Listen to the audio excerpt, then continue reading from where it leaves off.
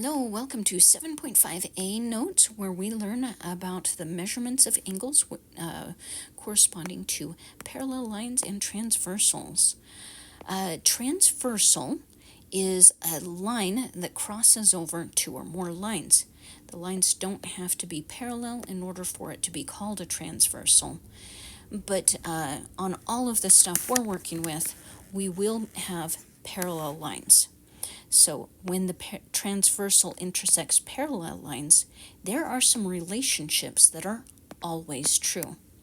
So, and these little symbols stand for parallel lines. So if you ever see two lines with those symbols, it means they are parallel. So we have alternate interior angles. Alternate means across from each other, and interior means inside. So we have inside these parallel lines and across the transversal, we have angle 3 and angle 5. Those are alternate interior. Meanwhile, we have angle 4 and angle 6 are alternate interior angles.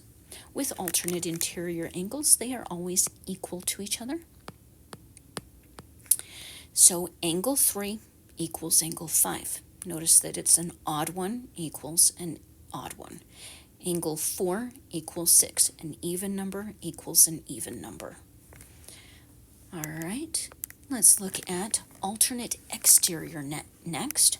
Alternate means across from, exterior means outside, so outside the parallel lines and across the transversal, we have angle 1 and angle 7. There's an example of alternate exterior. We have this other example. We have angle 2 and angle 8 are alternate exterior. Alternate exterior angles are also equal to each other. So you'll see that the odd and odd numbered are equal to each other, while 2 and 8, which are even numbers, are equal to each other. Okay, next we have same side interior angles, also known as consecutive interior angles. So consecutive interior angles here inside the parallel lines and same side of the transversal, we have angle 4 and angle 5 are consecutive interior angles. We have this 3 and this 6, so angle 3 and angle 6 are consecutive interior angles. These are not equal to each other, but they add up to 180. So you can say that the measure of angle 3 added to the measure of angle 6 will equal 180, or the measure of angle 4 plus the measure of angle 5 will equal 180. Or you could just make a note that they add to 180 degrees. All right, corresponding angles. Corresponding angles are, I like to think of it as they slide down on top of each other. So if I take this and it slides down here, it would land right there. So that means this angle 2 and angle 6 are corresponding. Angle 2 and angle 6 are corresponding. Angle 1 would slide down on top of 5, so angle 1 and 5 are corresponding. 3 and 7, angle 3 and angle 7 are corresponding. And then we have the last one here, 4 and 8, angle 4 and angle 8 are corresponding. Now, corresponding angles are also equal to each other. And notice that all of the even ones match even, are equal, even, equal, while odd number 1 is equal to odd number 5. That's going to help you a lot when you're doing some of these problems on your homework. All right, let's look at vertical angles. I like to think of vertical angles as they point to each other. So this angle is pointing to this one. They're pointing to each other. It's kind of like they're arrows that are pointing to each other. So this 2 is pointing to this 4. So angle 2 and angle 4 are vertical. Then we have this 1 and this 3. So angle 1 and angle 3 are vertical. So this arrow points to this arrow. There we go. Vertical angles are also equal to each other. Another word for equal is congruent, and you will be using that on your homework too. Congruent. So, equal is the same as congruent. And there's other examples of vertical angles down here. I just won't show them, but hopefully you can visualize that they point to each other, so they're vertical. Okay, let's look at adjacent next. Adjacent angles are ones that are on the same line. So if we're looking at this line, they are on the same line, but they are separated by another line.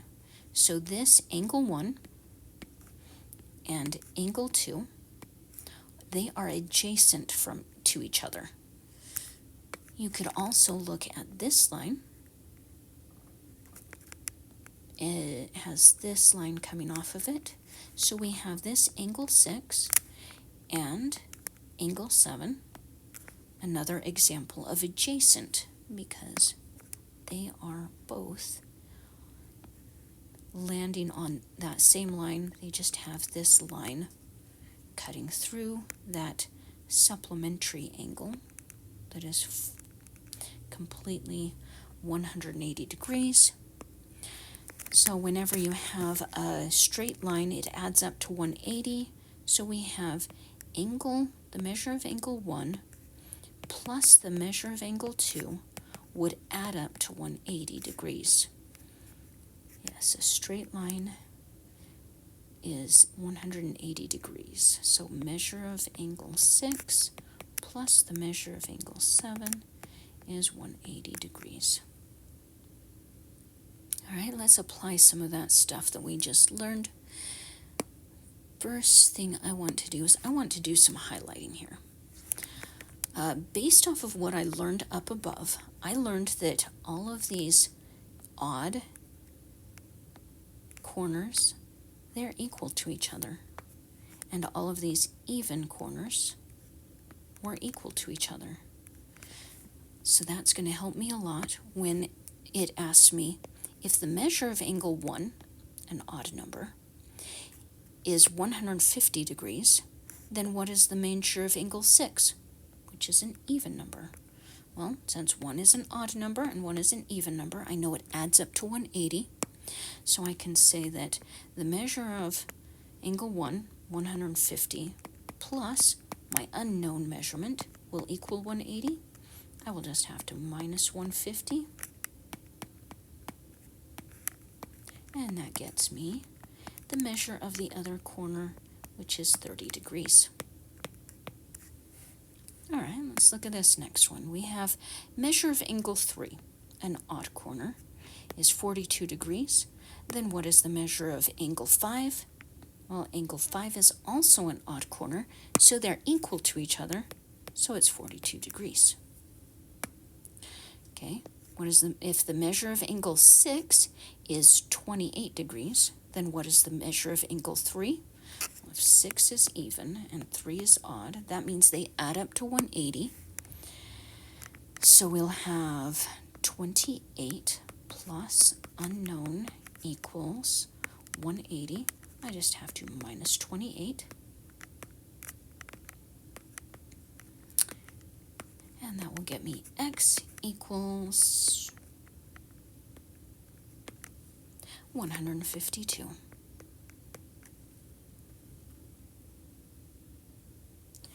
All right, next page. More examples. Let's suppose that the measure of angle 8 is 42 degrees. Let's find the measure of angle 1 and 3. So if the measure of angle 8 is 42 degrees, and notice that it's the same setup, so that means 1, 3, 5 and 7 are equal to each other, and 2, 4, 6, and 8 are equal to each other. So again, the 8 is even, and these are odd, so therefore both of these are going to have the same measurement, and we just need to do 180 minus 42 to get it, right? 180 minus 42, and that will give us, I'm just going to do it the longhand way. We have 8 and 3 and 1. So measure of angle 1 is 138 degrees. The measure of angle 3 is 138 degrees. Okay, let's look at this next one. Now we have the measure of angle 8 is 107 degrees. Find the measure of angle 2 and 3. So 2 is also even. Oh, so that means even and even are the same. So measure of angle 2 is 107 degrees. The measure of angle 3, well, that's not even, so we're going to have to do 180 minus 107, and that will get us our answer. So let's see, just borrow from this, and we have, let's see, 10 minus 7, 73 degrees. So 73 degrees, so the measure of angle 3 equals 73 degrees. And if you are ever worried that you did your math wrong, just double check. Do these add up to 180? If they do add up to 180, then you did just fine. All right, let's see. Measure of angle 1 is 103 degrees. So what is the measure of angle 6 and 7? 1 is odd, 7 is odd, so they're equal to each other. So measure of angle 7 is 103 degrees. Meanwhile, I'm going to have to do some math. What is 180 minus 103? Looks like I have 77 degrees. So measure of angle 6 is 77 degrees. All right, let's look at this next one. We have the measure of angle 3 is 99 degrees. What is the measure of angle 1 and 8? All right, so 3 is odd, 1 is odd, so that's a 99 degrees. 8 is even, so take 180 minus 99, and we get 1 and 8. 81 degrees.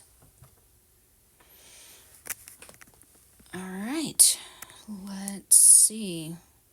Next we have measure of angle 2 is 22 degrees. What is the measure of angle 4 and 5? So even, so that means the measure of angle 4 is also 22 degrees. Meanwhile, I have to take 180 minus 22 to get the measure for angle 5. That will get me 158 degrees.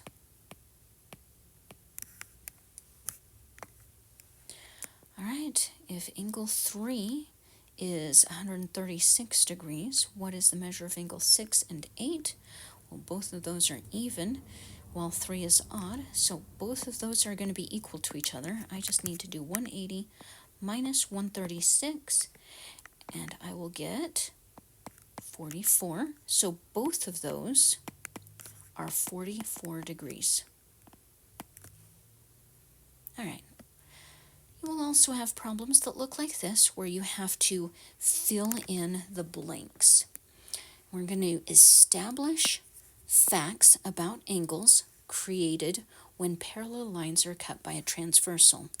So we have two parallel lines here, and S and T, and they are cut by this transversal W. Suppose that the measure of angle 1 is equal to 40 degrees. We have 40 degrees here. We're going to complete the statements. We see that angle 1 and angle 2 are, is it corresponding or vertical? 1 and 2 are vertical. So select vertical. Oh, I should have read. There's actually 4 choices that you have to choose between: corresponding, vertical, alternate interior, and alternate exterior. 1 and 2 are vertical. Thus, because 1 and 2 are vertical, thus we know that they are congruent. Remember, congruent means equal. Supplementary means adds up to 180. So supplementary means add to 180, while congruent means equal. So the measure of angle 2, since it's congruent, is also 40 degrees, just like they gave us up above. So we see that 2 and 3 are they corresponding, vertical, alternate interior, or alternate exterior? Looking at 2 and 3, we learned on our last page that that is considered corresponding. So select corresponding. Okay, and since they're corresponding and S and T are parallel, are they congruent or supplementary? We learned that corresponding angles are congruent to each other. So since they are congruent, which means equal, that means it is the same measure as the other two, also 40 degrees. So since everything so far has been congruent, right? Since 1 and 2 are congruent and 2 and 3 are congruent, well, 1 and 3 must also be congruent, equal to each other, right? So we also know that 1 and 3 are, so we see that 1 and 3 are corresponding, vertical, alternate interior, or alternate exterior. 1 and 3, we know that those are alternate interior. So we will select alternate interior for 1 and 3. And the relationship between 1 and 3 is an example of the following rule. When parallel lines are cut by a transversal, we need to select one of these. By the way, it will always match what you just selected above, alternate exterior, and then this next one will always match the one you selected up above also. The 2 most recent you selected, because this is a rule that is corresponding with the most recent stuff you talked about. So we will be selecting alternate interior and congruent. All right, let's do one more of that type of problem. So we have 2 parallel lines, M and N. They're cut by the transversal D, as shown, and they give us the fact that angle 2 is 130 degrees.